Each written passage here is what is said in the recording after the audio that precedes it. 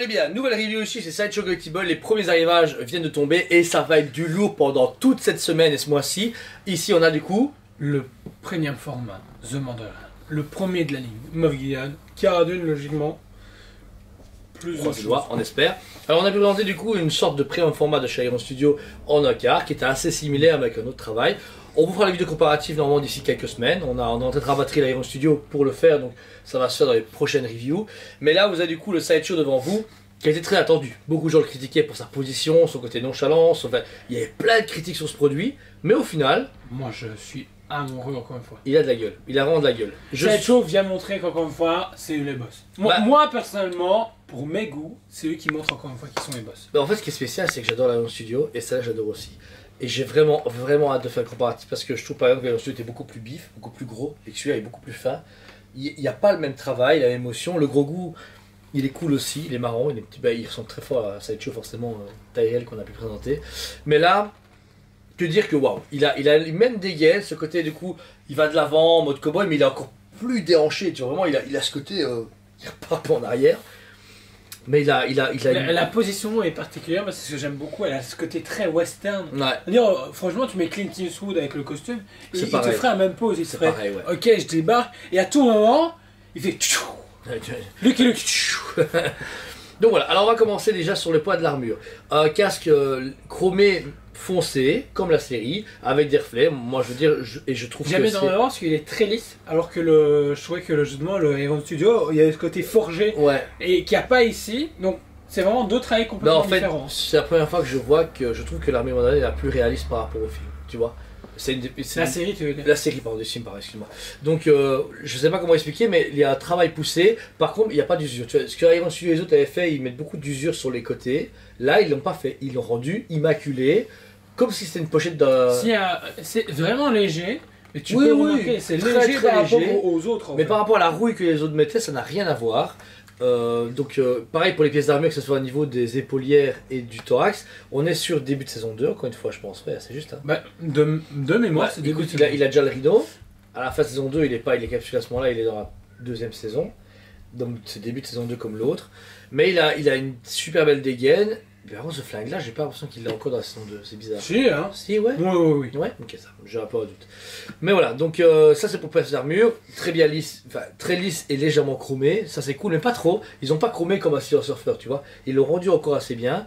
Ensuite, Joe, on est sûr, ce qui est important dans ces concepts, c'est la cape. La cape, là, qui est en résine, alors étonnant de point de vue Sideshow, mais d'un point de vue logistique, nécessaire, sinon il y avait un souci. C'est pas l'illusion.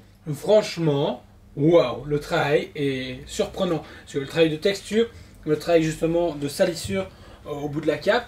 Par contre, elle n'est pas sur justement les autres. On a ce côté un peu battle damage. Ouais, déchiré. Ouais, là à l'arrière. On n'a vraiment pas ici par contre. Là à l'arrière, alors justement on s'appuie de façon, je sais pas comment ils font chez cette chose, de façon très précise avec le berceau de l'enfant.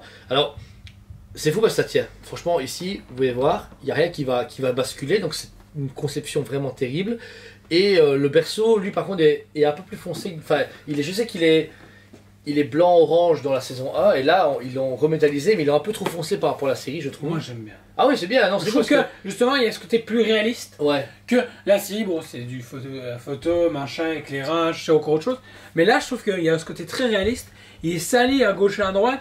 Et puis, voilà, même l'intérieur est travaillé. Donc, Sideshow a été jusqu'au bout. C'est la première fois que il a respecté tous les termes du contrat. Tout l'intérieur est travaillé avec des peintures différentes, le doré, le bleuté. Il y a encore une fois. Ils auraient pu se dire, c'est l'intérieur, on verra pas, on s'en fout. Ouais, c'est ça. Non, il y a un mec en usine qui s'est cassé les pieds à justement à faire ça. Ouais. Alors ici vous avez un gros goût par contre qui est cool mais un peu trop vert foncé, je trouve pas assez clair. Ouais non. Il est trop foncé, je sais pas ce qui s'est passé chez Sideshow à ce moment-là, ils se sont fait ok, même au niveau de la tunique, elle est foncée. Ouais. Là je comprends pas, ils ont tout assombri, comme si à tout moment ils disaient eh ben je tiens avec le côté obscur. Ouais, je sais pas. Il est bien fait parce que même les yeux sont un peu reluisants, ils ont vraiment fait un très beau travail sur les yeux, mais ils l'ont rendu beaucoup trop foncé, ça me gêne beaucoup. Pour le reste du costume, bien on retrouve le costume de base de la saison 2 du Mandalorian, les accessoires, les pièces d'armure, sa ceinture qui reprend du coup ces différentes bombes, le holster avec son blaster. À l'arrière, vous avez du coup justement le Humber Blaster représenté en version Hasbro qui est ici en version 1/4 chez Sideshow, accroché à l'arrière. Très dur à mettre d'après Elodie m'a dit. C'est un peu compliqué à mettre. Ouais, c'est ce qu'elle nous a pu nous signaler. Il faut un peu jouer entre la cape et le fusil, mais ça passe quand même très très bien. Et on finit sur les jambes avec une position bien équilibrée. Un peu moins vivante qu'Ayoshu quand même. Ayoshu avait ce côté un peu plus. Tu vois, il avait le pied décollé. Je sais pas. Très affiche. Ouais, c'est vrai. Là, il est plus affiche, mais la position est logique. Quand on regarde comment il est mis, c'est bon, c'est normal. Moi, personnellement, mon coup de cœur pour l'instant, ça va être chaud. Ah ouais, ok, ça va. Et pour finir, si vous avez eu l'œil assez précis, on peut voir du coup que le fait de socle, c'est la tête de Mythosaure dans la pierre. T'avais pas vu, ah ouais? Et ouais. Je suis sûr qu'il avait pas vu, j'attendais la review pour voir s'il allait le voir.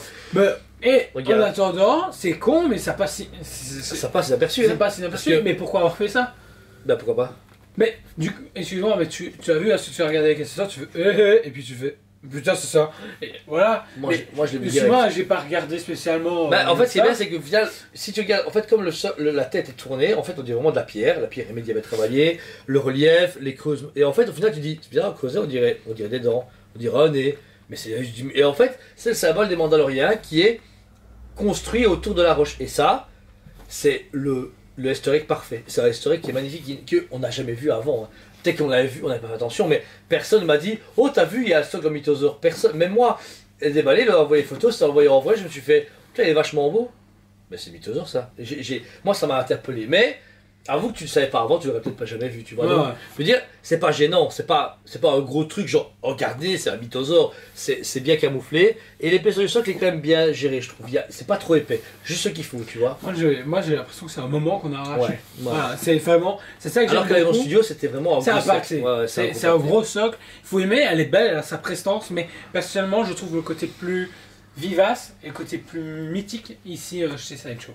Donc voilà, la pièce est dispo actuellement en magasin, n'hésitez pas forcément à nous contacter si vous êtes intéressés parce qu'il ne reste plus beaucoup de pièces. Étant donné que la statue est en précommande depuis 1 an et demi, il y a eu de la demande, il y a eu 2 saisons entre temps. Donc je veux dire là ici, vous avez, en plus on va le recevoir et dans 2 mois commence la saison 3, donc ça va...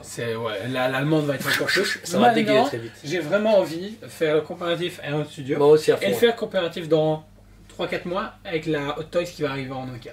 Ah ouais, ça peut me dire, ok, et qui est le plus proche de certainement Toys, en connaissant leur délire, mais en attendant voir qui est le plus fidèle au niveau bouffi ou pas, et puis se dire, ok, on va avoir 3 quarts l'un côté d'autre, ça peut être marrant. Ça peut être cool, donc voilà. Ces statues méritent réellement, sincèrement, presque à sans faute, je vous donne 9,5 sur 10, elle est vraiment magnifique. Il y a 2-3 petites choses, je pense, encore une fois, question de goût, parce que c'est ça qui fait, par exemple, je le trouve très fin, par rapport, dans la série, il a peu plus bif, tu vois, et là, on dirait un mec qui a perdu au moins 10 kilos. Il est très affiné.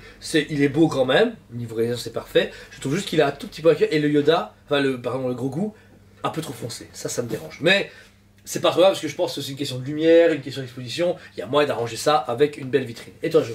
Je lui donne un bon 9 sur 10. Franchement, il est vraiment sublime. Il a plein de choses. Pour moi, c'est vraiment mon coup de cœur au niveau Mandalorian. Curieux de voir le reste de la gamme, du coup. Et effectivement, il y a 2-3 trucs à chipoter, mais je trouve que c'est pas très grave. Pour le budget, très intéressant. L'imitation, on n'en parlera pas, parce que franchement, ils ont déconné, 4000 exemplaires de mémoire. Donc, voilà, c'est du Sideshow. Pour le budget, en précommande, c'est plus ou moins 650 € ou 680 € suivant les non-précommandes. Donc, vraiment, niveau prix et niveau accessibilité, c'est hyper donné.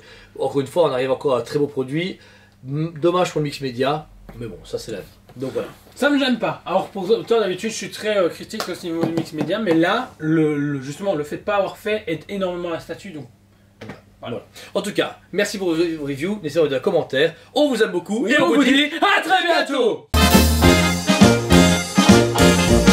On vous aime beaucoup et on vous dit à très bientôt.